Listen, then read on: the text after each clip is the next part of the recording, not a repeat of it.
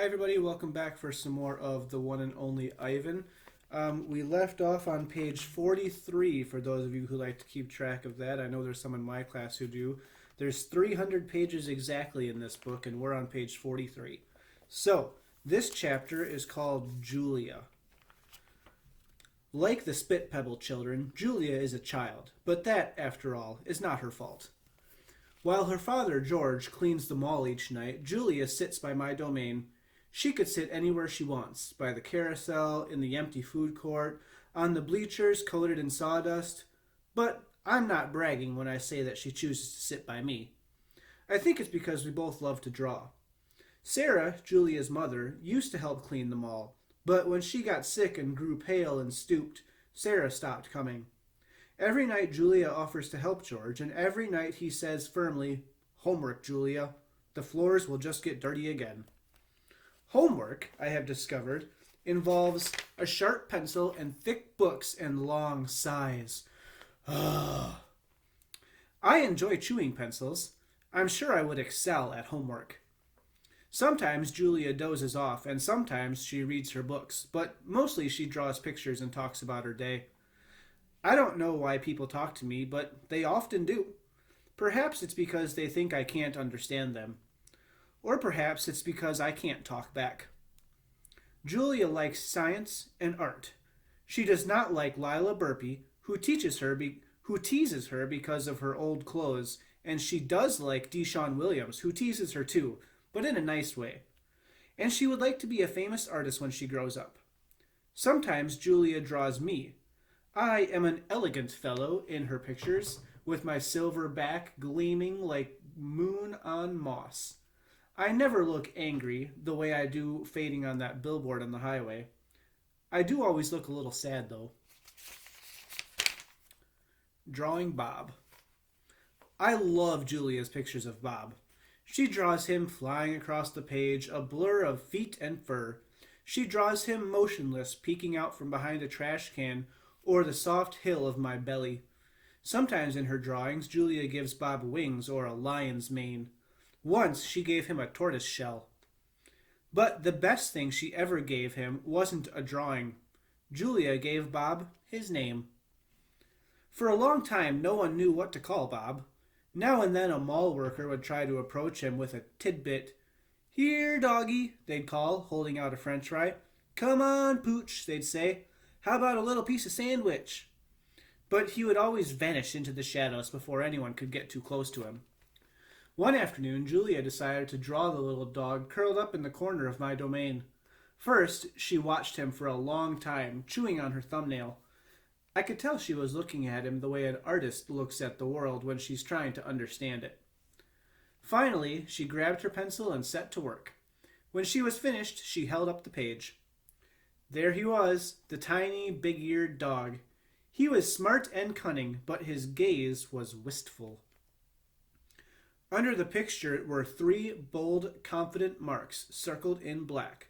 I was pretty certain it was a word, even though I still can't read. Julia's father peered over her shoulder. "That's him exactly," he said, nodding and pointing at the circled marks. "I didn't realize his name was Bob," he said. "Me either," said Julia, and she smiled. I had to draw him first to figure it out. Bob and Julia is this chapter. Bob will not let humans touch him. He says their scent upsets his digestion. But every now and then I see him sitting at Julia's feet. Her fingers move gently just behind his right ear. Mac. Usually Mac leaves after the last show, but tonight he's in his office working late. When he's done, he stops by my domain and stares at me for a long while he drinks from a brown bottle.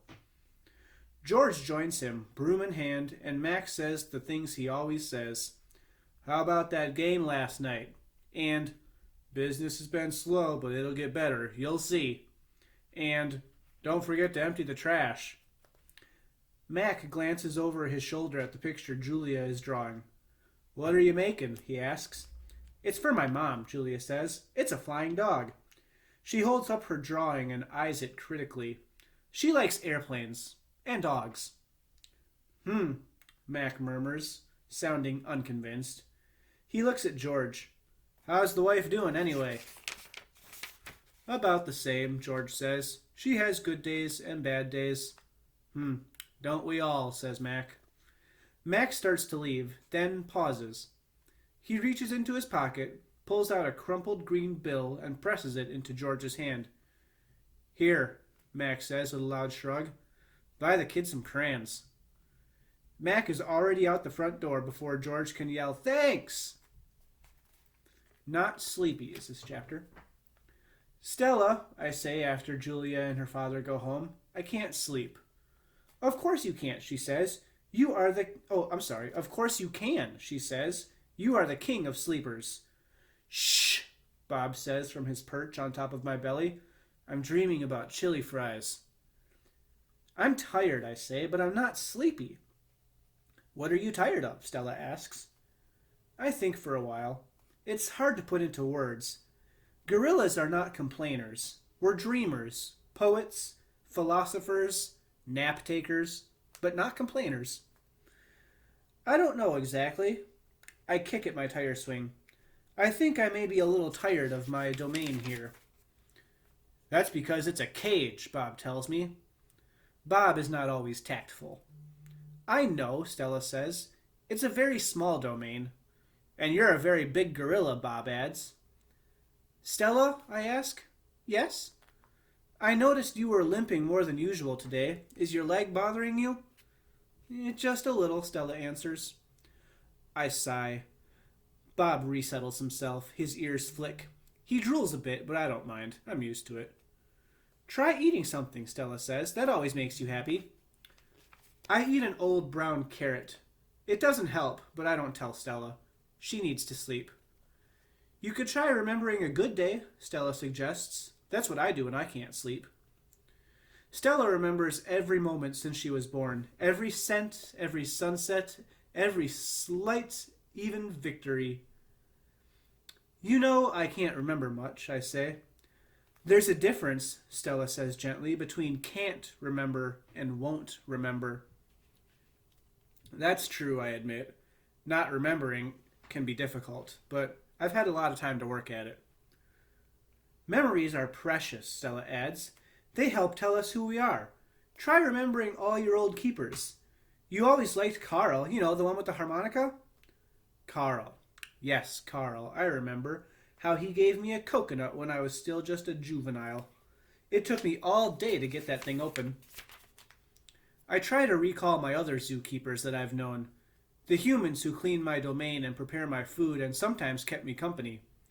There was Juan, who poured Pepsi into my mouth, and Katrina, who used to poke me with a broom when I was sleeping, and Ellen, who sang, How much is that monkey in the window, with a sad smile when she scrubbed my water bowl. And there was Gerald, who once brought me a box of fat, sweet strawberries. Gerald was my favorite. I haven't had a real zookeeper in a long time. Max says he doesn't have the money to pay for an ape babysitter. These days, George cleans my cage and Mac is the one who feeds me. When I think about all the people who have taken care of me, mostly it's Mac I remember, day in and day out, year after year. Mac, who bought me and raised me and says that I'm no longer cute. As if a silverback ever was cute. Moonlight falls on the frozen carousel, on the silent popcorn stand, on the stall of leather belts that smells like long-gone cows. The heavy work of Stella's breathing sounds like the wind in the trees, and I wait for sleep to find me. We'll do one more chapter. The Beetle. Mac gives me a new black crayon and a fresh pile of paper. It's time to work again. I smell the crayon, roll it in my hands, press the sharp point against my palm. There is nothing I love more than a new crayon. I search my domain for something to draw. What's black? An old banana peel would work, but I've eaten them all. Not Tag is brown. My little pool is blue. The yogurt raisin I'm saving for this afternoon is white, at least on the outside. Something moves in the corner. I have a visitor. A shiny beetle has stopped by. Bugs often wander through my domain on their way to somewhere else. Hello, beetle, I say. He freezes. Silent. Bugs never want to chat. The beetle's an attractive bug with a body like a glossy nut. He's black as a starless night. That's it. I'll draw him.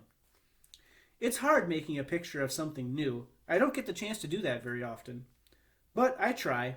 I look at the beetle, who's being kind enough not to move, then back at my paper.